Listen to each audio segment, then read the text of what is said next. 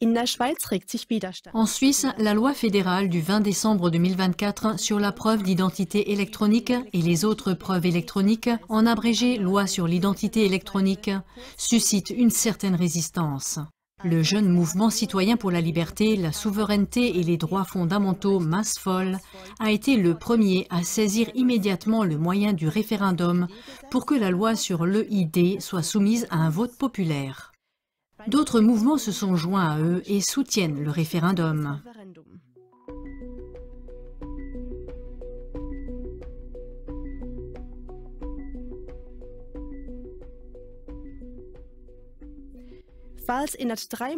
Si dans un délai de 3 mois, au moins 50 000 signatures de citoyens ayant le droit de vote en Suisse sont recueillies, le peuple suisse pourra se prononcer sur l'acceptation de la loi sur l'EID.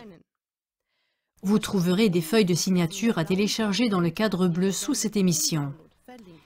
Les initiateurs remercient pour chaque signature jusqu'au 4 avril 2025. Les aspects négatifs de l'EID ont été mis en lumière par CLA-TV dans l'émission intitulée « EID, éléments clés de la dictature numérique et de l'exclusion » du 26 novembre 2024 que nous rediffusons ci-dessous en raison de l'actualité.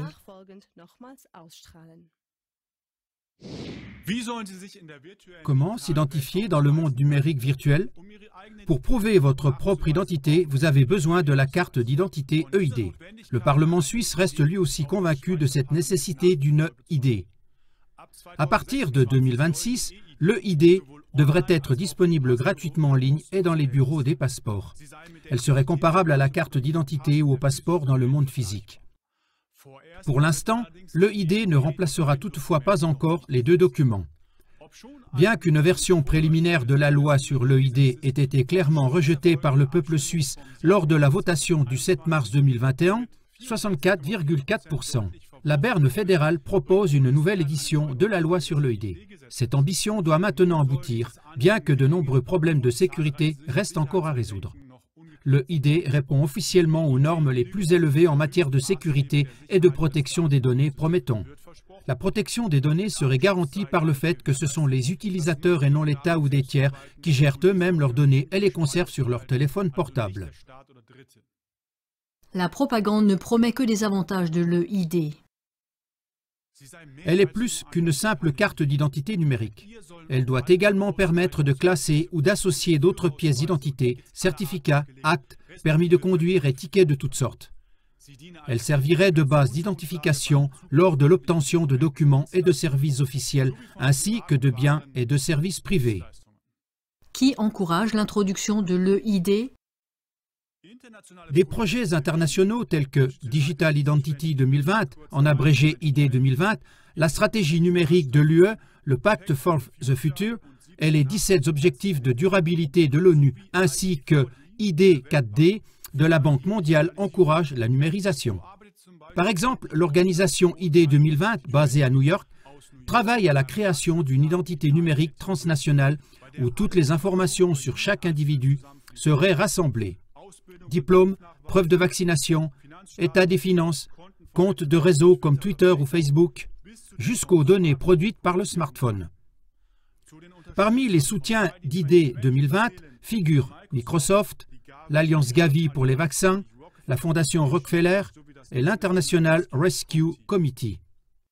Parmi les partenaires de coopération figurent le gouvernement américain, la Commission européenne et le Haut Commissariat des Nations Unies pour les réfugiés, HCR.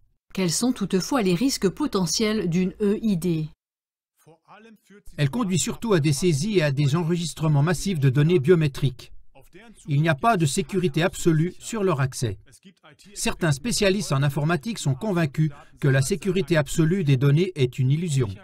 Les chercheurs en sécurité d'un club informatique, par exemple, ont réussi à faire échec aux méthodes courantes d'identification en ligne basées sur la vidéo. Pour ce faire, ils ont notamment eu accès au dossier médical électronique d'une personne test. Le célèbre avocat suisse Philippe Kruse met en garde contre les grands risques de l'EID.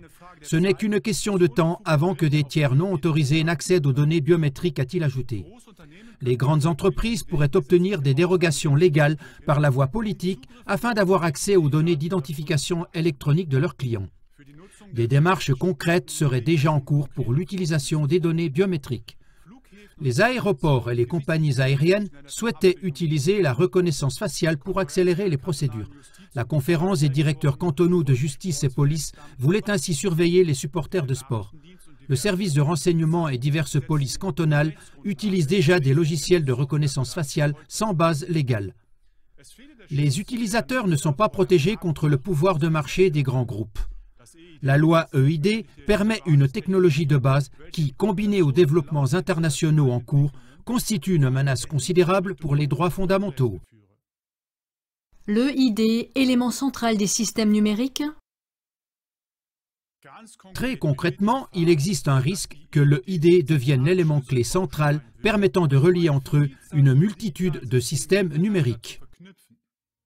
Par exemple, avec un carnet de vaccination numérique, un passeport, une carte d'identité médicale, un permis de conduire, une carte d'assurance maladie, une carte de don d'organes, de la monnaie de banque centrale CBDC, des autorisations d'accès numérique et bien d'autres choses encore, jusqu'à un système de crédit social. Assemblez le puzzle pour former une image globale. Reconnaissez-vous la prison numérique d'un contrôle total sans faille qui se développe?